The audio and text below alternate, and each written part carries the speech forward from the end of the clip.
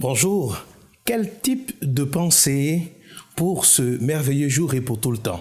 Soyez les bienvenus à la pensée du jour.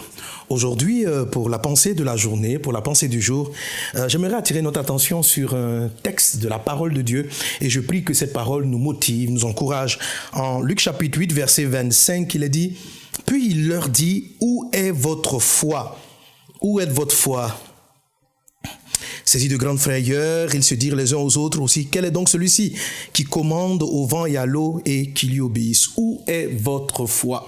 Jésus utilise cette expression, où est votre foi, lorsqu'il était dans la barque avec les disciples et qu'il était endormi, le vent soufflait, la tempête était forte et les disciples ont été pris de peur. Ils ont réveillé Jésus et lui ont dit, Maître, ne t'inquiètes-tu pas de ce que nous périssons? Alors lorsque Jésus s'est levé, il a dit ceci, où est votre foi? Juste le mot où, qui était un adverbe interrogatif en ce qui concerne l'endroit. Un peu comme si on vous demandait où est votre stylo. Jésus n'est donc pas en train de dire que les disciples n'avaient pas la foi. Il est simplement en train de dire qu'ils avaient la foi, mais leur foi s'était orientée ailleurs. Leur foi s'était orientée dans les vagues, dans la tempête qui était en train de souffler. Vous savez, en tant que croyants, nous croyons tous en Dieu. Mais souvent, il arrive que notre cœur, notre pensée, notre foi soit orientée vers certaines choses qui ne nous font pas du bien et qui attirent qui permet en fait à certaines situations négatives de prendre le dessus sur nous. Rappelez-vous de ce qui s'est passé avec David et Goliath avec Israël. Israël croyait en Dieu. Israël est un peuple qui croit en Dieu. Mais lorsqu'ils ont vu Goliath, ils ont commencé à le décrire, sa taille, 3 mètres de hauteur, sa corpulence. Au lieu de mettre leur foi dans la grandeur de Dieu, leur foi s'est orientée, leurs yeux se sont orientés vers la grandeur de Goliath, au lieu de voir la grandeur de Dieu. Nous avons la foi en quelque chose, c'est-à-dire nous croyons en quelque chose. Nous apprécions la force ou la capacité d'une chose. Si nous apprécions la force et la capacité des tempêtes qui se lèvent contre notre vie, notre foi est dans ces choses. Mais si nous orientons notre cœur, notre pensée vers le Seigneur qui est tout puissant, qui est tout élevé, alors le miraculeux, la puissance, la gloire de Dieu est manifeste dans votre vie. Cette journée, Dieu veut que tu mettes ta foi sur lui, que dans toutes les circonstances tu regardes, le vent va se lever. Des situations dans cette journée certainement se lèveront contre vous. Et en ce moment-là, souvenez-vous de cette question, où est votre foi? Mettez-vous votre foi dans ce patron qui se lève contre vous, dans la crise qui est en train de frapper votre pays. Est-ce que vous savez que Dieu est encore beaucoup plus grand? Admirez-vous, voilà la crise financière, il y a des maladies qui passent par ici, c'est vrai, ce sont des réalités, mais où est votre foi? Dans ce que Dieu dit ou dans ce que la circonstance est en train de dire? Un jour, Jésus a amené Pierre à marcher sur l'eau. Pierre a dit, je veux te suivre. Jésus lui a dit, viens. Pierre a commencé à marcher sur l'eau, à rejoindre Jésus. Tant qu'il regardait le Seigneur, il était capable de vivre l'extraordinaire, de vivre le miraculeux divin.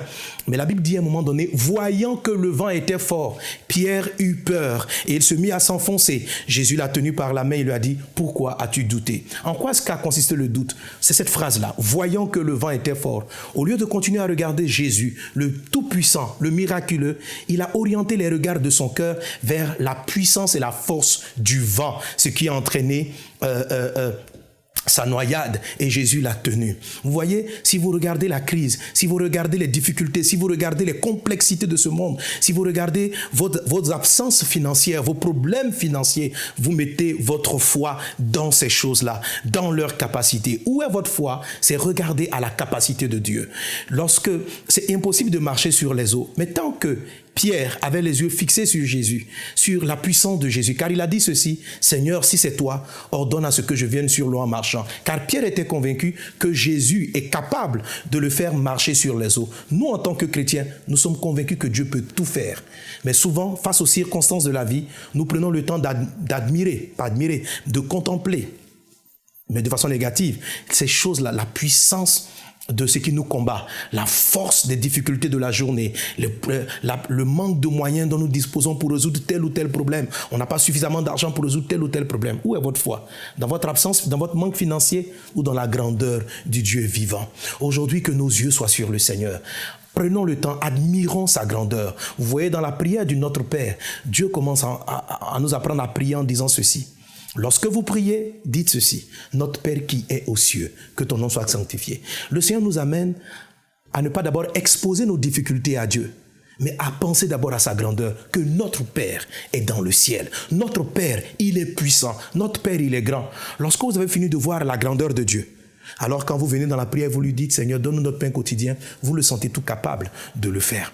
Mais si vous commencez par regarder vos problèmes, à regarder vos challenges et vos difficultés, la crainte et la peur va vous envahir et vous serez comme ces disciples-là, en train de trembler et dire à Jésus, Jésus, je sais que tu es dans ma vie, mais regarde, je meurs, regarde, je n'ai plus d'argent, regarde, tout s'écroule autour de moi, regarde, je n'ai plus ceci. Et quand Jésus va se lever, il va vous dire, où est ta foi? Dans le vent ou dans moi qui suis dans ta vie? Jésus est dans votre vie. Jésus est dans ta vie, cher ami. Que ta foi soit en lui. Regarde sa puissance. Il est tout puissant. Tout ce qui existe a été créé par lui. La nature, le soleil qui se lève, toutes ces choses-là ont été créées par lui. A-t-il un problème avec ce problème d'argent? Est-il en déficit par rapport à ses besoins financiers? Qu'est-ce qu'il ne peut pas changer, ton Dieu? Il a tout créé. Il a tout fait. Il peut tout. Mais où est ta foi? Où est ta foi? Que regardes-tu en ce moment? Que regardes-tu? Ton compte en banque qui est déficitaire? Que regardes-tu? La santé, ce que les médecins t'ont dit, les médecins t'ont déclaré ceci, que le mal est incurable. Mais où est ta foi? Dans le médecin ou dans la parole de Dieu? Où est ta foi? Dans ce que la médecine dit ou dans ce que ton Dieu te dit?